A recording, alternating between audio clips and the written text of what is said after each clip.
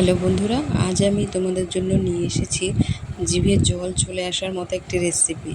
আজ আমি বানাবো তালের বড়া। দেখতে পাচ্ছ, প্রথমে আমি নিয়ে নিয়েছি একটি গোটা তাল। তালটা ভালো পাকা হতে হবে, তাহলে খুব ভালো হয়, এবং তালটা যদি কালো হয় তাহলে তালটা খুব মিষ্টি হয়।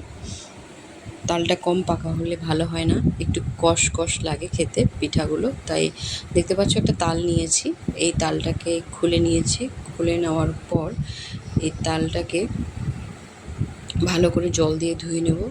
দেখো তালটা কত সুন্দর পেকেছে, দেখে আশা করি বুঝতে পারছো। তালের দিনে তালের বড়া খাবে না কেউ, এটা কি হয় নাকি? দেখো তালটাকে আমি ভালো করে জল দিয়ে ধুয়ে নিচ্ছি, বা মনে করো তালটাকে আমি চান করিয়ে দিচ্ছি, যেটাই মনে করো তোমরা। এবার তালটাকে ভালো করে ধুয়ে নিয়ে তালের যে উপরের খোসাগুলো হয় সেগুলোকে ছাড়িয়ে নিচ্ছি। এগুলো ছাড়াতে একটু কষ্টই হয়। এইরকমভাবে অল্প অল্প করে উপরের খোসাটা ছাড়িয়ে নেব। একবারে বেশি করে নিলে খোসাটা ছাড়াতে কষ্ট হবে। তো এইভাবে নেওয়ার পরে এবার আমি তালটাকে ভালো করে এইরকম একটা গামলা নিয়েছি, ফুটো গামলা, তার মধ্যে দিয়ে তালটাকে ভালো করে ঘষলে তালটা পড়ে যাবে। দেখো তালের গোলাটা হয়ে গেছে, দেখতে পাচ্ছ। তোমরা যদি মনে করো যে এখানে এরকম ফুটো থালা নেবে তাও নিতে পারো, তাতেও ঘষলে এইভাবে তালের গোলাটা বেরিয়ে আসবে। তাল অনেক রকমের ভাবে খাওয়া যায়, যে যেই স্বাদে খায়। তো কেউ যদি মনে করে যে তাল দিয়ে বড়া পিঠা তৈরি করবে তাও করতে পারে, আবার কেউ যদি মনে করে যে এই তালটা পায়েসের মতো তৈরি করবে তাও করতে পারে।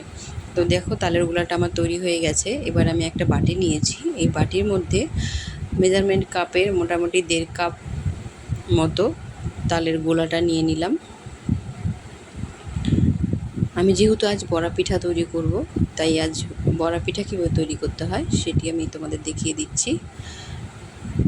আবারও 1.5 কাপের মতো তাল গোলাটা নিয়ে নিলাম। এবার আমি এর মধ্যে একে একে অন্যান্য উপকরণগুলি অ্যাড করে দেব। তো প্রথমে আমি নিয়ে নিয়েছি হাফ বাটির মতো সুজিটা এবার তালের গোলার মধ্যে দিয়ে দিলাম।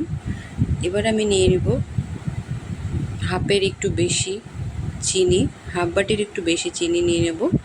এবার আমি এর মধ্যে নিয়ে নেব পুরো 1 বাটি চালের গুঁড়ি ও পুরো আর 1 বাটি ময়দা।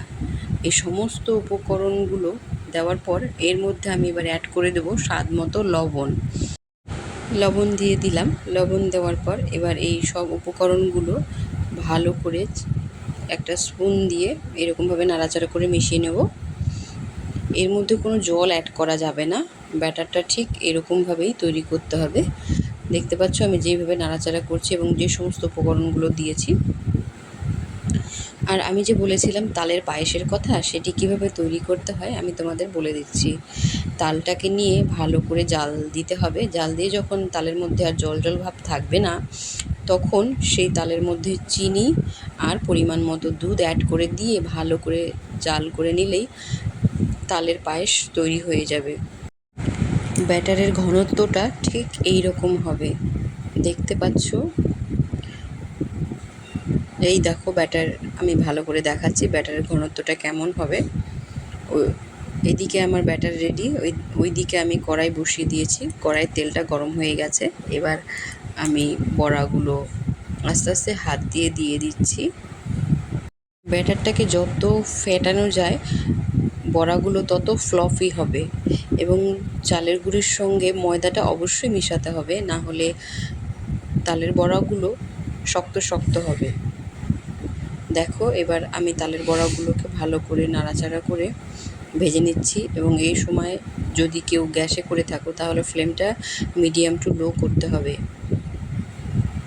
এরকমভাবে ভালো করে উল্টে পাল্টে ভেজে নিতে হবে। দেখো তালের বড়াগুলোর কালার চেঞ্জ হয়ে গেছে, তার মানে তালের বড়াগুলো ভাজা হয়ে গেছে।